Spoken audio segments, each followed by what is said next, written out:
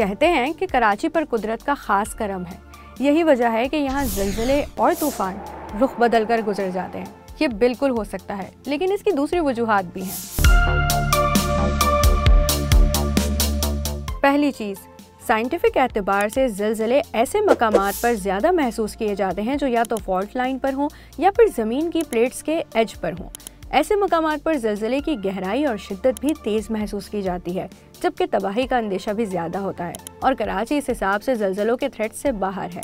लेकिन geographical division के एतबार से देखा जाए तो कराची के कुछ हिस्से ऐसे हैं जो ज़लज़ला आने की सूरत में शदीद मुतासिर हो सकते हैं। अगर हम कराची के वेस्टर्न साइड से ईस्टर्न साइड पर जाएं तो कराची का वेस्ट जो इस वक्त भी जो है वो डिस्ट्रिक्ट वेस्ट है, जिसमें बल्दिया, औरंगी ये इलाके आते हैं, तो ये ज़्यादा मुतासिर होंगे अगर कोई छोटा सा अर्थक्वेक भी आता है तो। और डिस्ट्रिक्ट ईस्ट जिसमें गुलशन, जमशेद टाउन ये इलाके आते हैं, फिर इसी तरह वो लांडी, कोरंगी, मॉडल, शेफसल कॉलोनी ये इलाके आते हैं, तो यहाँ पर कम जो है वो वल्नरेबिलिटी हो जाती है। लेकिन वल्नरेबिलिटी स्ट्रेट अवे कम होने का मतलब ये नहीं है कि जो बिल्टअप स्ट्रक्चर है वो महफूज हो गया। मजीद ये डिपेंड इस पर करता है कि बिल्टअप स्ट्रक्चर की अपनी हालत कैसी है। फिर डिस्ट्रिक्ट ईस्ट की तरफ चले आए, डिस्ट्रिक्ट कोरंगी की तरफ चले आए तो वल्नरेबिलिटी जो है वो कम होती जाती है।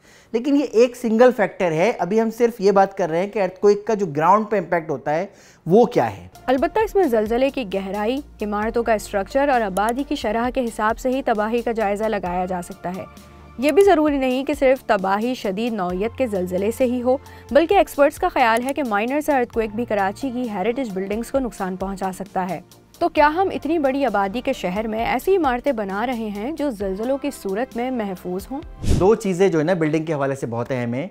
एक तो लोड कैलकुलेशन, ठीक है ना, कि जो प्लेंथ या बेस है उस पे फाइनली लोड कितना आएगा, ये हमें अगर डे वन से पता है और उसको कैलकुलेटेड वे में हम लेकर गए तो फिर बहुत बेस्ट है, वरना फिर प्रॉब्लम है। दूसरा मटेरियल और क्वालिटी अगर अच्छी नहीं है और भले हमने लोड कैलकुलेट भी कर लिया, लेकिन चूंकि मटेरियल में कमी आ गई तो लोड ऑटोमेटिकली जो उसका बैलेंस आउट हो जाएगा और फिर वही प्रॉब्लम हम ट्रैप में पड़ेंगे कि छोटा सा डिजास्टर या हल्की इंटेंसिटी का अर्थक्वेक भी जो है वो उसको नुकसान पहुंचा सकता है। ऐसे इलाकों में या कह लें लो टू मिडिल इनकम ग्रुप के इलाकों में जो है मटेरियल बहुत अच्छी क्वालिटी का या उस अंदाज का इस्तेमाल नहीं होता जिसमें रेजिस्टेंस पावर बहुत ज़्यादा हो, या फिर वो बिल्डिंग्स जो इस शहर में ओल्ड सिटी एरिया में हेरिटेज बिल्डिंगें बहुत सारी जिनको आज तक तवज्जो नहीं दी गई मुनासिब अंदाज में, ऑल्दो चाहे वो हेरिटेज लिस्टेड हो तो वो ज़्यादा वल्नरेबल हैं इस एतबार से। ये तो ज़मीनी सूरत हाल का एक जायज़ा है, लेकिन क्या होगा अगर समंदर यानी अरेबियन सी में कोई मूवमेंट होती है?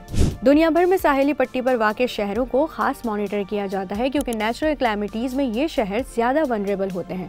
बांग्लादेश और नेदरलैंड्स में ये मिसालें देखी जा सकती हैं क्योंकि वहाँ ज़्यादा सुनामीज़ हिट करते हैं। लेकिन कराची में साहिली पट्टी के चंद इलाके शहर के सबसे पोश इलाके माने जाते हैं। जब हम सिर्फ और सिर्फ जो है वो अर्थ जोन में देखें तो अर्थक्वेक के हवाले से हमें कोई ऐसा बहुत शदीद किस्म का जो है वो नज़र नहीं आता कि प्रेडिक्शन हो, वल्नरेबिलिटी हो या जो पैरामीटर हो वो ये बता रहे हो। लेकिन अरेबियन सी के हवाले से हम टॉप लाइन हैं थ्रेट में और वल्नरेबिलिटी हमारी बहुत ज़्यादा हाई है।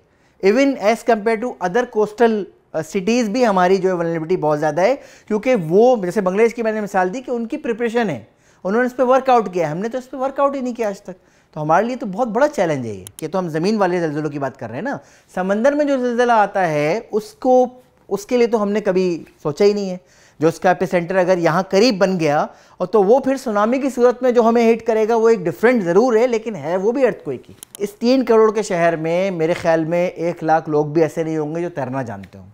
तो साफ़ तौर पर हमारे लिए बहुत वाज़ेह मैसेज है इसमें भी कि हमें ऐसी कोई तैयारी भी ज़रूर रखनी चाहिए कि समंदर की जानिब से कोई अगर अर्थक्वेक आता है और उसका इम्पैक्ट हमारे ऊपर आता है तो भी उससे तो हम नहीं बच सकते कम से कम। ऐसा भी नहीं है कि हमने ज़लज़ले की वजह से माजी में कोई नुकसान नहीं उठाया। नवंबर 1945 के मकरान ज़लज़ले और सुनामी के असरात कराची में भी महसूस किए गए थे, जिसने हार्बर फैसिलिटीज़, फिशिंग विलेजेस और कोस्टल एरियाज़ को शदीद नुकसान पहुंचाया। 6 फीट बुलंद सुनामी की लहरों ने शहर के इंफ्रास्ट्रक्चर को भी मुतासर किया था। इससे काफ़ी अरसा पहले 893 और 94 में 7.5 मैग्नीट्यूड के अर्थक्वेक ने देबल यानी मौजूदा कराची के मशरिक में वाक़े शहर को हिट किया, जिससे तकरीबन 1.5 लाख जानों को नुकसान पहुंचा था। कराची को चाहे शदीद ज़लज़लों के थ्रेट्स ना हों, लेकिन सिस्मेटिक जोन में होने की वजह से हमें हर किस्म की सूरत हाल के लिए तैयार रहना होगा। जिसके लिए ग्राउंड पर फिलहाल कोई प्लान मौजूद नहीं है।